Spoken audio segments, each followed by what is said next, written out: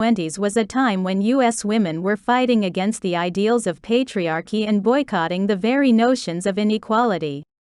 During the same time, capitalism-induced thinking of George Washington Hill, the then president of American Tobacco Company, was fixated on the expansion of the smoking industry to the unlikely demographics of women.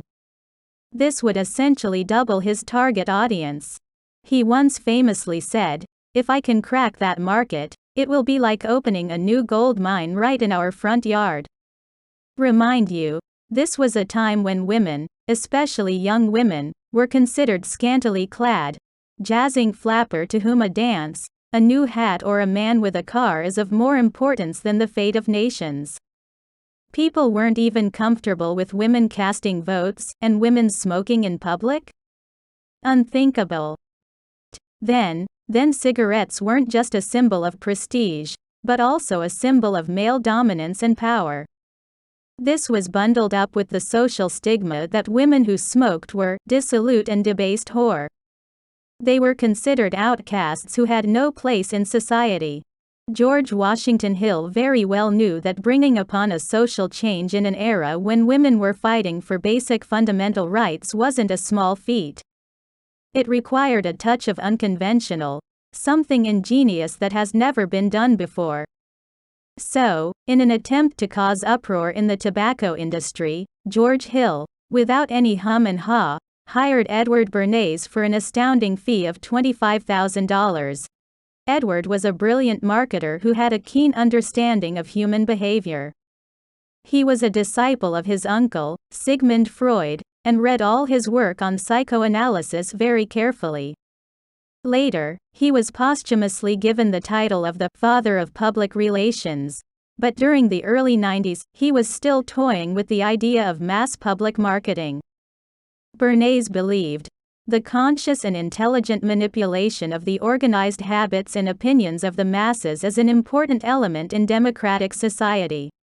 Then he understood that catering to the external needs of potential customers isn't enough to bring about a revolution. External needs can cause some growth in sales, however, it cannot disrupt the market. It is not enough to formulate a brand. Led with this insight, he wanted to tap into the emotional, philosophical, and unconscious desires of women, and that too, in a way that strikes a chord that is far stronger than that of smoking. This gave birth to the idea of a brand that supports a rebellion and a cigarette that represented freedom. Bernays first proposed a change in the packaging of Lucky Strikes cigarettes from green to pink. Since green wasn't a fashionable color, Lucky Strikes cigarettes was the tobacco company whose sales George Hill wanted to increase. The proposal was rejected because it was too expensive to go through a complete packaging overhaul. Every branding problem has a less expensive and a more innovative solution, and that's why you companies pay gargantuan amounts for consulting. Bernays, like the distinguished consultant he was, simply solved this by making green fashionable. He persuaded the finest fashion houses of the country to go green in their designs.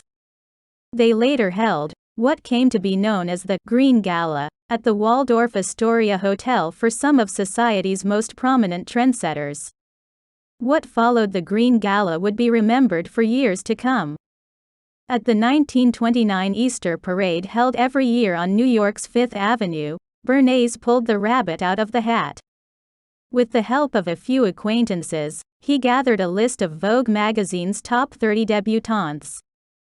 Then they were asked to hide a few Lucky Strike cigarettes under their clothes and light them up when they received a certain signal from Bernays' team.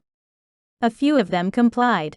Furthermore, he covertly informed the journalists covering the event that he had heard a group of suffragettes were preparing to protest by lighting up what they called torches of freedom. This was straight out of a movie kind of moment. The stuff of legends. The kind of thing that would happen in Emily in Paris. 10 beautiful women took out their torches of freedom and lit them up with thousands in attendance. It was public condemnation of male supremacy in a fashion that had never been seen before. The very next day, all major publications wrote about this event, and it received large-scale public and political support. It was the first time when ravishing young women were seen smoking in public. Bernays knew that the national and the international press would be covering the rebellion, and he was also smart enough to pair this PR stunt with a phrase that would resonate with the masses. Torches of freedom, much like the torch on the Statue of Liberty, embodies a cause bigger than women being allowed to smoke in public. It was a clarion call for equality. This meant that anyone who supports equality would also have to support this act of allowing women to smoke in the public, even though, in reality, they might be against it. The rationale of torches of freedom was linked with the irrational of women smoking in public. Together, the underlying message was so strong that it caused a behavioral change in our society that exists to date. Women who now smoked in public were considered independent and powerful. This PR campaign caused a 200% lift in revenue for Lucky Strike and almost doubled their market share. $25,000 well spent. If products can be linked to people's innate emotional desires, then the usage of the product symbolizes a mightier cause. Such products become powerful emotional symbols of how you want to be discerned by others. A well-orchestrated marketing campaign has the ability to shape perceptions and mold behavior. Even though Edwards and George's actions weren't guided by the spirit of equality, his understanding of human behavior and marketing made it socially acceptable for women to smoke in public.